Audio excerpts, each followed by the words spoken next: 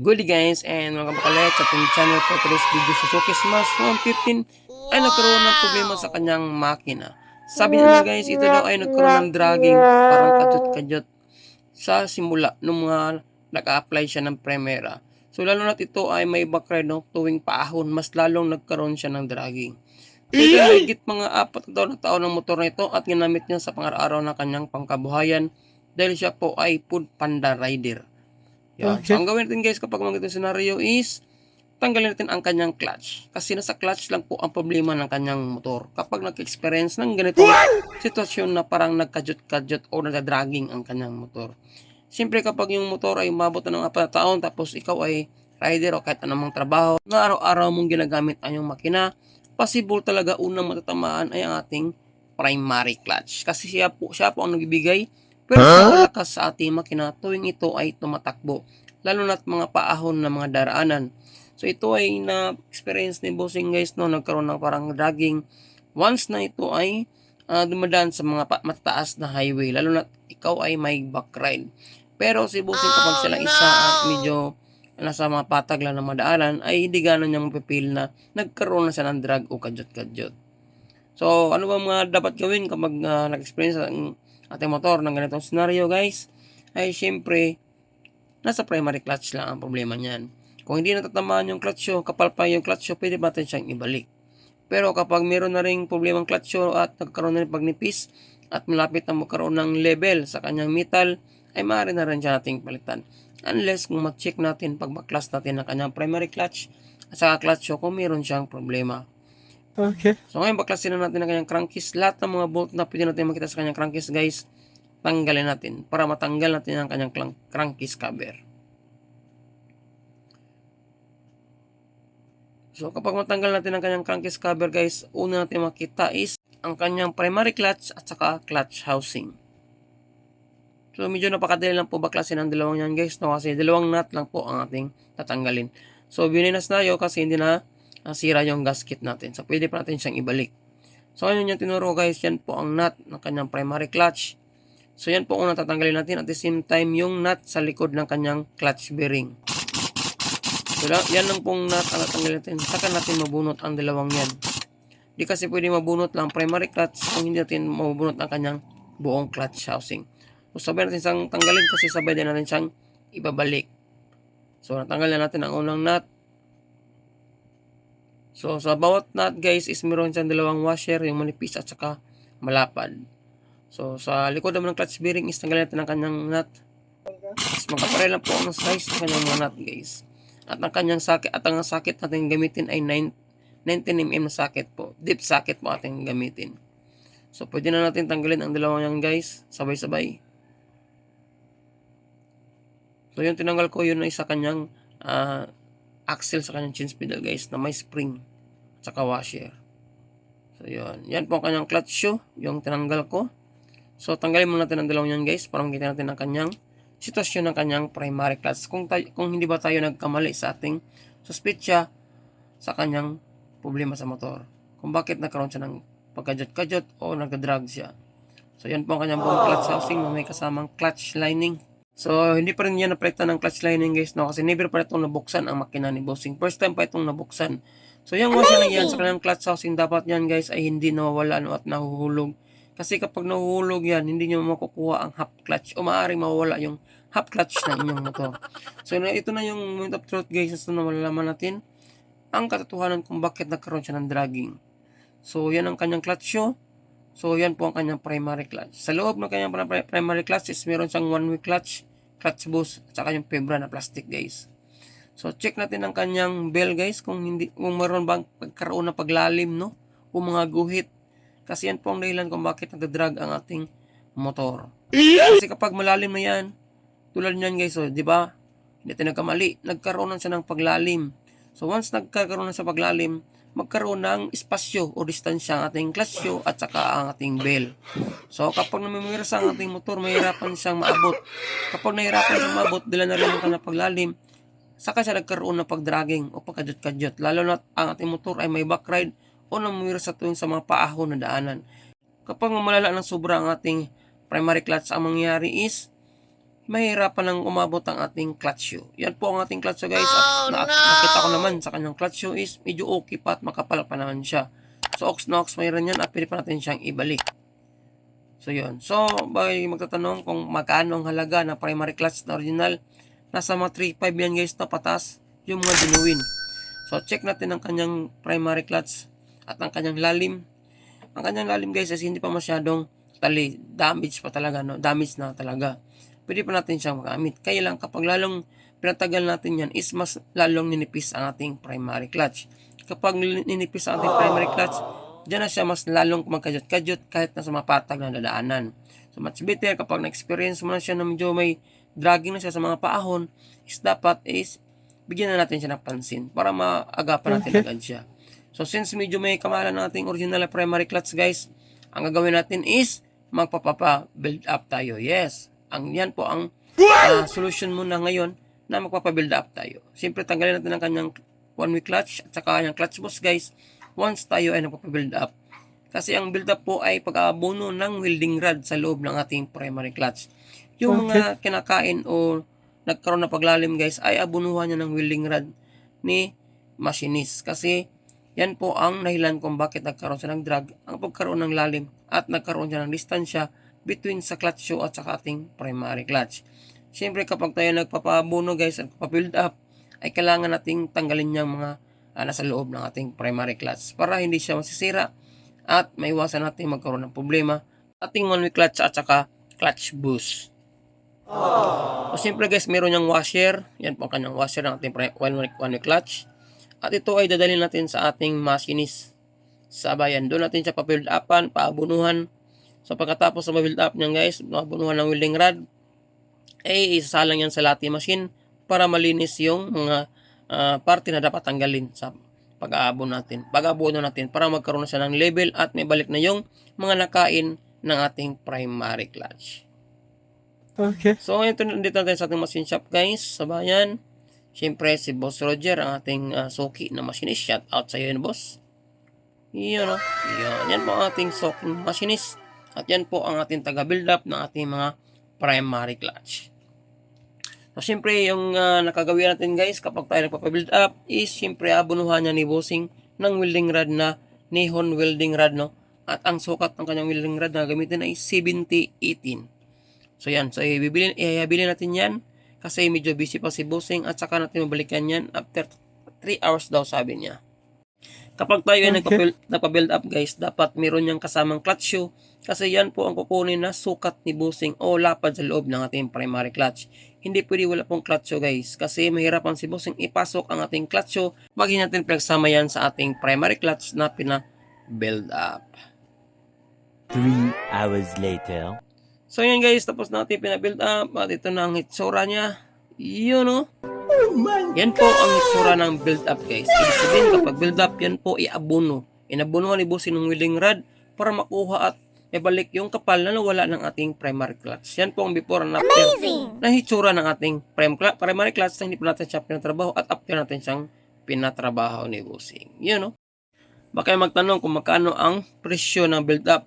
Na ito po ay nakalaga ng 900 pesos guys. Yan po ang presyo ng ating pag-abuno ng ating primary clutch. Ito po ay pang samantagalang lang guys, no? Kasi nga is medyo may kamahalan ang original na o genuine na primary clutch ng ating Suzuki Smash. So ulitin ko lang, ang genuine ay nasa mga 3.5 pataas guys, no? Nagkanbas na po si Bossing sa bayan. Kaya nagsuggest ako na meron tayong pang samantagalang na remedy para pakinabangan pa natin ang ating original na primary clutch.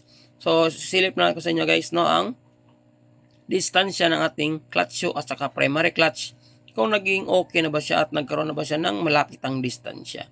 Kasi kapag meron siyang malapitang distansya guys, automatic pagkambya pa lang ng motor is lulundag na o magkaroon ng tamang pwersa at balik na ang kanyang nawalang pwersa. So yan guys, oh, kita nyo naman diba, malapit na ang distansya ng kanyang clutch shoe at saka primary clutch. Yan, oh.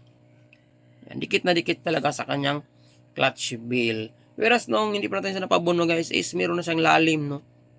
Siyempre hindi ito magagawa kung hindi dahil kay Boss Roger the Machinist. Shout out sa iyo boss at maraming salamat sa pagtatrabaho ng ating primary clutch. Ayos. Before natin ibalik ang ating primary clutch sa ating makina is ipakita ko na sa inyo guys kung paano i-assemble ang ating one-way clutch. Okay. Kasi meron niyang one-way clutch sa gitna, no? Na tinanggal natin para hindi masira at masunog sa ating pag-aabuno sa kanyang primary clutch. Unahin natin ilagay ang kanyang washer sa gitna. Tapos i-assemble natin ang kanyang one-way clutch, yung kanyang fibra at saka yung clutch bush, yung metal na bushing sa gitna guys. So check muna natin kung hindi ba siya napiktuhan. So okay naman guys, nice. Smooth naman siya papasukin. Ibig sabihin is hindi nagkaroon ng deformation sa loob ng ating primary clutch. You know, naging okay pa naman ang kanyang one-way clutch. So siyempre i-assemble natin ang kanyang tatlong pin. Meron tatlong pin yan guys ha. So merong guide yan, nalagyan ng ating pin. Hindi kayo mawawala guys. Madali lang siyang ibalik. So yun.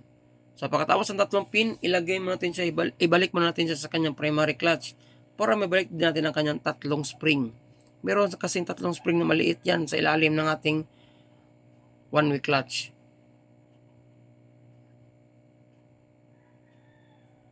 So yun, lagay natin siya guys, ibalik muna natin siya. Kapag mabalik natin yung pin, meron na siyang one-way clutch guys, magkaroon na siya ng reverse. So kapag pinaikot natin yung clockwise, iikot yan. Kapag counterclockwise naman, hindi na iikot. Ibig sabihin, goods na ating one-way clutch. Next natin gawin guys is ibalik natin ang kanyang tatlong spring.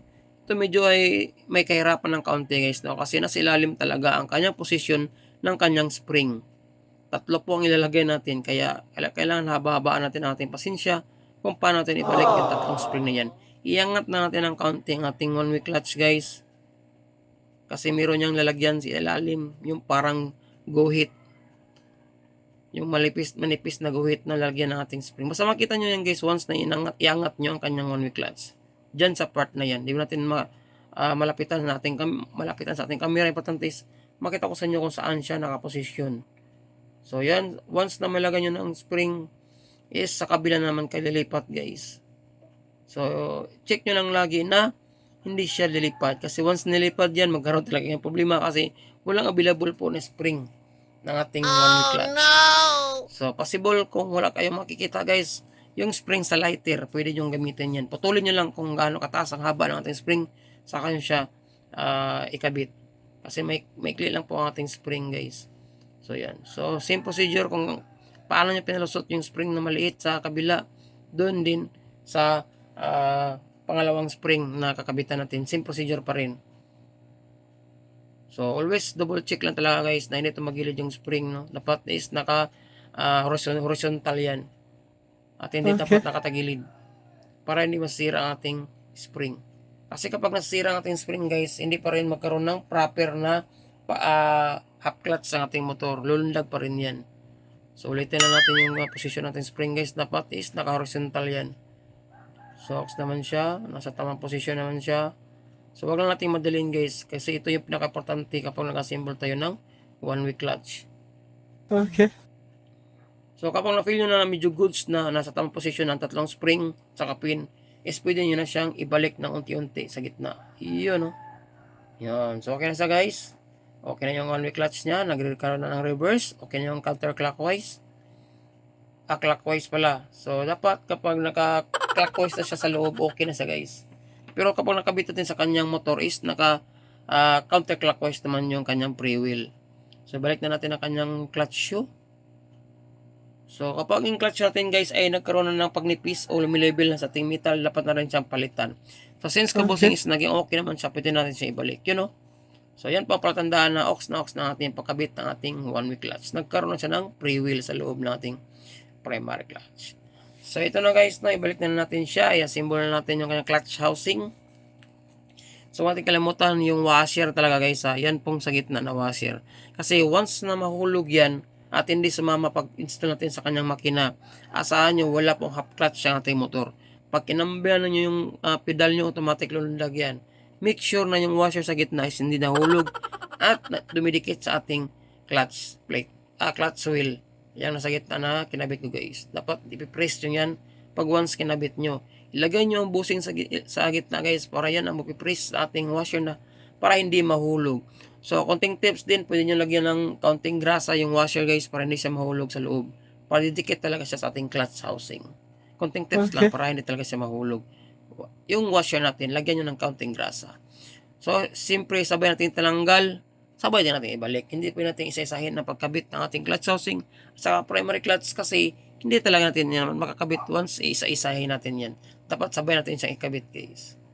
Unti-untiin lang natin ang pag-alog kasi medyo may kahigpitan ng konti ang ating transmission. Kasi yung transmission lang po ang may guide sa loob ng ating clutch housing. Yung primary clutch, guys, is wala. Buong sigunyal is plain lang yan, walang spline. So, dyan lang tayo mahirapan pagkabit ng ating clutch housing. So, alog-alogin lang natin dalawang yan kasi may tendency na yung spline ng ating clutch housing at saka transmission ay unti-unting magkaroon ng guide, pagpasok pala o tatama ang ating guide ng ating spline at saka spline ng ating clutch housing. Alog-alogin lang natin yan, guys. Dapat yung clutch shoe natin is didepinsaan natin yan, guys. Hawakan natin yan, yung clutch shoe sa loob natin. Primary clutch kasi kapag sa sobrang busy natin sa pag-alog-alog, baka mahulog yung one-way clutch natin sa loob o baka magkaroon ng pag-area. So, magkaroon naman kayo ng problema at babalik na naman kayo sa dati na mag-arrange naman kayo sa mga pin at sa mga spring ng ating one-way clutch. So, hawakan nyo lang yung primary clutch at clutch shoe, guys, para hindi talaga siya magkaroon ng problema sa pagkabit natin ng ating clutch housing sa primary clutch. Pag nakita nyo na nasilip nyo sa gitna, guys, na pumasok na yung spline ng ating transmission sa ating clutch housing, ay unti-untiin yung pupukin ng rubber mallet kasi may chance talaga na medyo may kahigpitan na pagkabit natin pabalik. Meron din namang smooth, pero sa sitwasyon nyo, guys, medyo may kahigpitan. Pero kapag may rubber mallet kayo, guys, unti-untiin nyo lang pupukin yan, automatic papasok na yan. Pag once na papasok ng ating clutch housing, automatic papasok na rin ang ating primary clutch. Kita nyo ba yan, guys, di ba? Pag pupuk natin is unti-unti na siyang pumasok. So, automatic yung primary clutch, susunod yan. So, paano ba natin malaman kung naging successful ang ating pagkabit ng dalawang yan, guys? Siyempre, nagkaroon yan ng freewheeling. Kita nyo naman ba? Iniikot-ikot natin yan. Once nagkaroon na siya ng free wheel, ibig sabihin o patalandaan na naging okay na ang pagkabit ng ating dalawang yan. So, tumama na yung gear ng ating clutch housing at saka gear ng ating primary clutch. Yun, no? Kapag hinigpitan natin yan, guys, same pa rin ang pag-ikot, smooth pa rin at free wheel pa rin. Ibig sabihin, goods na goods ang ating pagkabit ng dalawang yan. So, yan tinuro ko, guys. Dapat na-coincide yung dalawang gear na yan at dapat nasalpak natin ang dalawang yan, guys. Walang distansya. So, next step, ilagay na natin ang ating mga washer. Dalawang washer na manipis at saka yung makapal. Both clutch housing at saka primary clutches, magkapareha lang po ang kanilang washer. Okay. Basta ikot-ikotin nyo lang, guys. Kung diskumpiyado kayo, dapat smooth yan, nakaka-pre-wheel yan. Pag inikot nyo ng counterclockwise, nagkaroon ng pag-pre-wheel. Pag clockwise naman is medyo matigas. Kasi kapag matigas, ibig sabihin, nag-engage ng ating one-way clutch sa ating primary clutch. Yan po ang patandaan na goods ang pagkabit nyo ng one-way clutch. So, lagay natin dalawang washer, yung manipis at sa makapal. Same din sa kanyang clutch housing. Manipis at saka makapal. So, huwag nyo kalimutan sana mag-like and subscribe sa ating YouTube channel, guys, at saka Facebook page. Kung sa tingin mo video itong ginawa ko is malaking tulong sa pagresolba sa problema ng inyong motorsiklo. Maraming salamat. Yan. So, kapag nagkabit tayo ng nut, guys, is unang gawin natin is kamayin muna natin siya, no? Kasi napaka-importante po na kinakamay muna natin siya para mas make sure natin na smooth na papasok ng ating nut at hindi pilit. Kasi kapag ginamitan natin siya ng power tools, ay maaaring tumagilid at masisira ang spline. Magkaroon naman tayo ng paghabang oras sa pagresolba kapag nagkaroon ng pag-lustrate sa entrada ng kanyang axle. So, mas maigis, kamayin muna natin. Saka tayo gagamit ng air impact tools o kahit anong mga power tools. Ako ba'y nakauwi sa mga bolts ni Bea?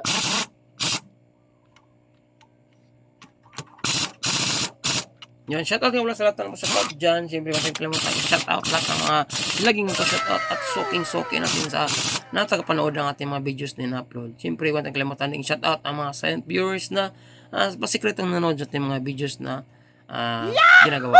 Maraming salamat po sa inyong lahat, guys. Sa walang sawang suporta sa ating mga videos na in-upload sa ating YouTube channel at saka sa Facebook page. God bless sa inyong lahat. Saka huwag kalimutan ride safe lagi. So yun, higpitan naman natin ang 4 na bolt na yan sa ating clutch housing to make sure na hindi natin siya naluwagan at makalimutan. So, pwede na natin kabit ang kanyang clutch bearing. Siyempre, before natin makalimutan, ang numero ng kanyang clutch bearing ay 6002. Baka kasi mayroong magtatanong kung ano ang numero ng ating clutch bearing. Yun, yan po ay 6002. Yun, no? Yun, pinaslow mo. So, siyempre sa gitna ng ating clutch bearing ay ang kanyang toser, guys, no?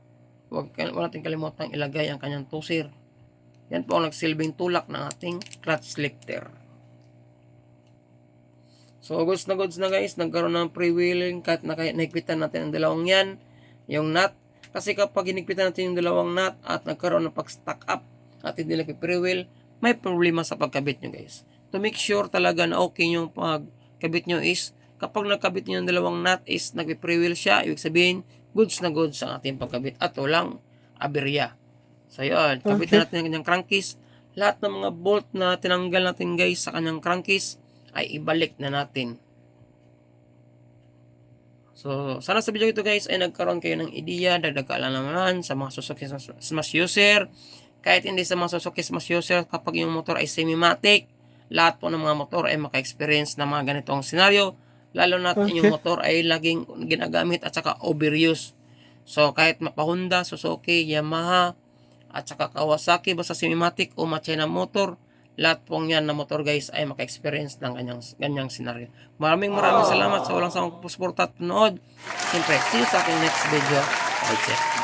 Shout out sa ating customer at saka ating pugi at masipag na mekaniko. Ayos.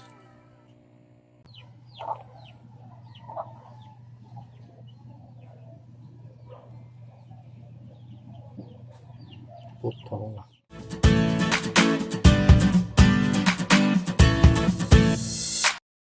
Good guys, and welcome back ulit sa ating channel for this video. Honda Wave 125 ay nagkaroon ng problema sa kanyang makina. Sabi niyo na guys, bigyan lang itong ayaw tumakbo, no? At nagkaroon pa ito ng pagkadyot-kadyot ng mga ilang araw. At naobserbahan niya ang kanyang motor ay halos hindi na makausad, lalo na ito ay may angkas at mga paahon na mga daan. Ngayon, ito ay tinulak ng busing sa ating shop kasi halos hindi na nga makatakbo ang kanyang motor. So ito ay may history na nabaklas, no? Nasilip niya ang kanyang makina sa ibang shop. Doon na-discoveryhan ng naunang mekaniko na may problema ang kanyang clutch wheel. So ngayon guys, meron ng budget si Bossing kaya pinakumpuni ni Bossing ang kanyang motor sa atin kasi kakilala tayo ni Bossing guys. So ang gawin natin, tanggalin natin ang kanyang tambutso, ang kanyang kickstarter at ang kanyang potris. Pero unahin mo natin tanggalin ang kanyang kickstarter guys. So kapag matanggalin natin ang kanyang kickstarter, tanggalin natin ang mga bolt sa kanyang crankcase. Lahat ng mga bolt na makita natin sa kanyang crankcase guys, tanggalin natin. Okay. Since natanggal at naluwagan na rin natin ang kanyang potris at saka tambutso. Noong unang baklas sa makina ni Bossing ay wala pa siyang budget, no? Kasi nga na hatulan ito ng clutch wheel at saka primary clutch. Since mayroon na siyang budget si Bossing at nakabili na siya ng set, kasi nga yung nag-canvas siya is napakamahal po ng original. Nasa mga 4,000 ang abutin daw. Yung clutch wheel ay nasa mga 2-3 plus at yung clutch yun naman na genuine ay nasa mga 1.7. So medyo may kamahalan talaga guys at masakit talaga sa bulsa kapag bumili ka ng genuine parts. So natanggalan natin ang kanyang crankcase. Since natanggalan natin lahat ng mga bolt na nakadikit sa kanyang makina, dito na natin ma-confirm na totoo talaga ang sinabi ni Bossing na ang problema talaga ng kanyang motor ay primary clutch. Pero nagpaplano si Bossing na palitan din ng clutch lining ang kanyang motor. So tanggalin mo natin yung mga clutch arm niya guys. At saka yung triangle na yan. So dapat i-check nyo ang distansya ng kanyang clutch arm dito. Yan po ang kanyang normal distance. Meron din yung taba sa kanyang change pedal axle. At meron din parang tuldok sa kanyang arm. So yan guys, meron yung tuldok ha. Tandaan nyo ang tuldok na yan at sa yung tabas o guhit sa kanyang change pedal axle ay dapat magka-coincide para makuha nyo ang kanyang paatras at abante na pag change pedal na hindi ito nagkaroon ng problema. So tanggalin natin ang tatlong bolt sa kanyang centrifugal cover. Kasi sa likod ng kanyang centrifugal cover guys is meron niyang malaking nut sa kanyang primary clutch. So dito na natin makikita kung ano ang sitwasyon ng kanyang primary clutch guys. So sikutin mo natin ang lock ng kanyang washer kasi merong nakaklip yan guys sa kanyang nut. Hindi natin basta-basta mabunot ang nut ng kanyang primary clutch kung hindi natin sikutin yung lock washer niya. Saka natin tanggalin o luwagan ang kanyang nut. ng kanyang primary clutch.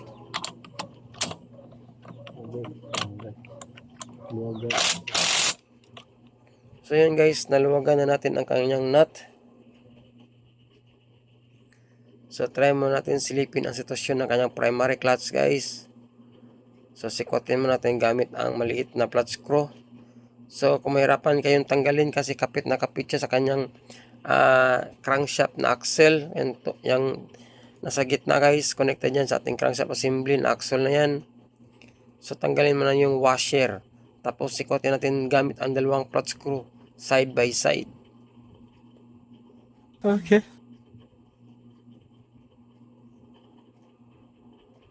So yan po ang ating sinabi guys na washer, lock washer niya. Tapos sikotin natin ang kanyang primary clutch. Kung medyo may katigasan yan guys, dalawang clutch screw ang gamitin nyo. Balance lang, side by side. Yun. Kapag gumalaw na siya, automatic, aarya yan. Yun, nakita ko ng kanyang clutch shoe. Parang walang halos lining na, no?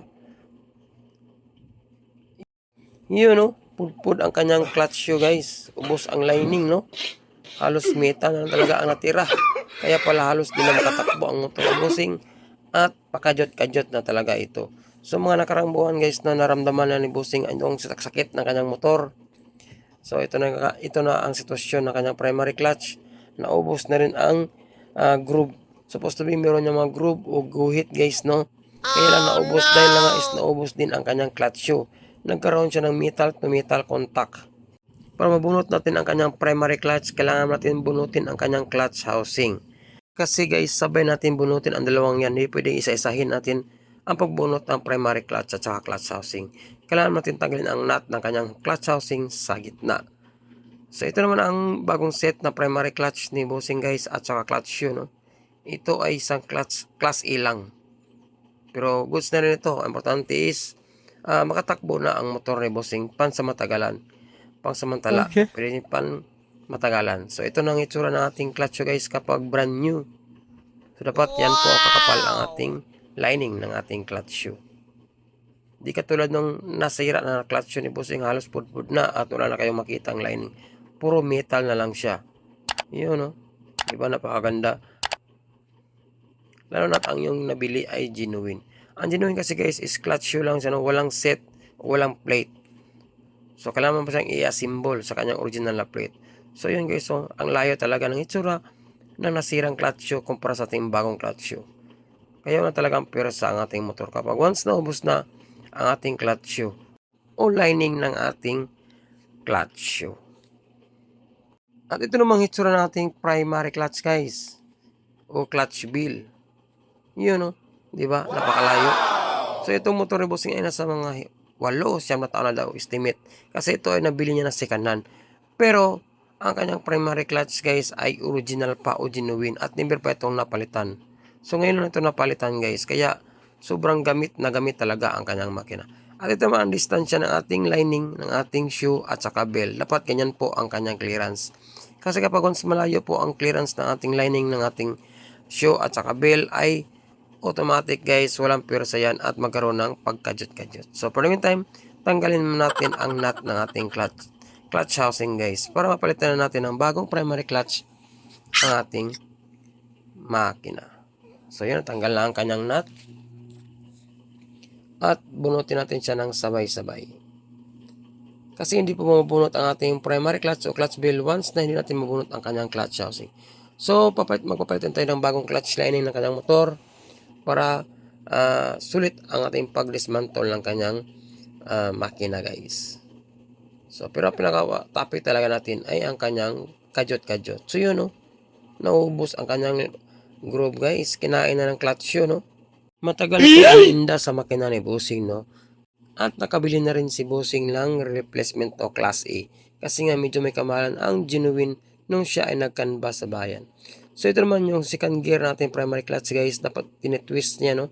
Kapag kinabit natin sa kanyang clutch house, katabi na clutch housing. Para maglalak siya guys. Kasi yan po ang mag-eliminate sa tunog lagutok sa ating clutch. So kailangan nakatwist yan kapag ikinabit niyo na siya sa kanyang makina. Kasabay ng ating clutch housing. So nagpalitan tayo ng bagong lining at nasimulan natin ang lining sa kanyang clutch housing guys. So pwede na natin ikabit ang bagong primary clutch natin kasama ang ating clutch shoe. So yung tinuro ko guys ha, yung pangalawang gear na yan, dapat naka-twist yan. Parang nagsisilbing lock. Kasi kapag hindi yan natin-twist, automatic guys, may tunog na lagotok na maririnig nyo sa inyong makina. So hindi yan may iwasan, lalo na sa mga replacement. Mayroon talagang mga issue guys, pasortihan na lang yung mga mabibili yung replacement na walang issue. Pero halos talaga kapag mura, nasa mga 700 pababa ang mga presyo is hindi may iwasan na mayroong lagotok yan sa ating primary clutch. Pero kung ayaw nyo talaga maka-experience ng ganong issue, so much better bumili lang kayo ng genuine. For the meantime, kung wala talaga, hindi talaga kaya sa budget, yung mga 3 plus na primary clutch sa clutch shoe, for the meantime, bumili lang muna kayo ng class A tulad ng ginawa ni Bossing guys. So sinabi natin siyang binunot, sabay natin siyang ibalik. So dito sa part na ito guys, kailangan dandahan lang kasi hindi naman kayo mahirapan ipasok ang clutch housing sa transmission ng ating makina. Kasi nga guys, ang spline ng transmission ng 125 ay maliit lang ang spline niya. Kumpara sa XRM na 110 is makapal ang spline. Kaya dandahan lang, sabay tulak. Pero kapag napil nyo na medyo may kaigpitan ng kaunti, sabayan nyo ng pukpok ng rubber mallet para may tulak papasok ang ating clutch housing sa spline ng ating transmission. So sa part na guys, medyo may kaigpitan ng kaunti. Alayan na natin na kaunting rubber mallet yan. Yun, di ba? Sabay tulak sa ating kamay, yung primary clutch. Bumaba ng ating clutch housing sa kanyang transmission guys. At napasok na natin. So yung clutch na lang ay tutulak natin. Pag napasok na natin ang clutch housing at saka primary clutch guys, yung second gear natin sa ating primary clutch dapat is nakalock yun sa ating clutch housing at nakalapat. So dapat i-check nyo yan. Kasi kapag hindi yan nakalapat, maaaring masisira ang ating second gear na ating primary clutch. So kapag okay na, dapat pre-wheel nyo ang inyong primary clutch para yun ang palatandaan na maganda ang pagpasok at nasa tamang posisyon ang ating clutch housing at saka primary clutch. Yun o. Pag sa tingin nyo okay na at nagkaroon ng magandang pre-wheeling, sa kanyo ilagay ang washer ng ating clutch housing, yung makapal na washer. Pagkatapos ilagay natin ang kanyang nut.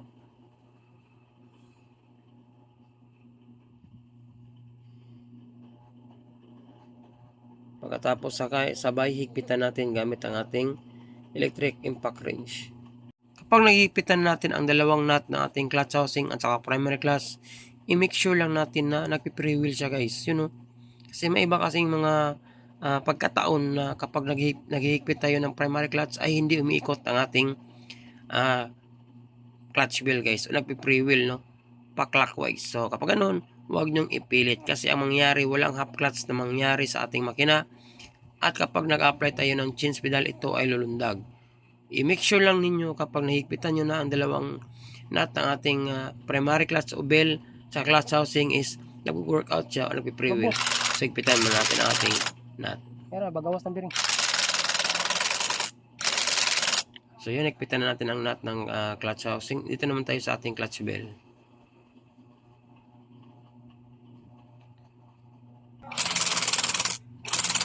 So tapos na makikita ng ating clutch bell at saka clutch housing guys. So ito lang gawin nyo guys, you know, ipi-pre-wheel nyo lang ang ating clutch bell. So kapag feel nyo na mahigpit na talaga ang kapit na ating nut, tapos maganda ang pre-wheel, yan po ang palatandaan na maganda ang ating pagkakabit sa dalawang pesa ng ating makina. Okay. Yun, di ba? Dapat yan po ay naka-pre-wheel kapag naka-counterclockwise tayo. Pero kapag clockwise naman ang pag-ikot ng ating clutch bell is nag-i-engage na siya guys, nag-i-engage o kumakapit ng ating clutch housing. Pero kapag nagka-counterclockwise, nagpi-pre-wheel, normal yan. Yan po ang clutch one way natin o nag-workout ang ating one way clutch ng ating clutch bell. So kapag goods na, pwede na natin i-lock yung washer natin guys sa ating nut para hindi siya kakalas. Kahit dalawang clip lang ng ating washer ang ilalak. So normal po ang meron siyang clearance na kaunti sa plane ng ating bell. So ito ang itsura ng ating bell guys na nauna. ubos ang ating groove dahil sa clutch shoe na nagkaroon siya ng metal to metal contact at wala na siyang lining. So kapag ganun, alam nyo na ang mangyari sa motor. Walang pwersa, walang hatak, at pinaka worst case scenario is hindi na tatakbo ang ating motor, guys. Yun ang palatandaan kapag ang ating primary clutch ay sira na. Pero mas maganda, magpapalit din tayo ng bagong clutch lining para isa lang ang gastos natin sa mekaniko at labor na bayaran. So yun lang guys, na kapag yung motor ay maka-experience ng itong senaryo, alam nyo na kung ano dapat ang gawin at alam nyo na kung anong bibili nyo. Maraming salamat at siyempre see you sa next video. God bless, shout out sa ating customer at sa ating napakasibag na mekaniko. Ayos.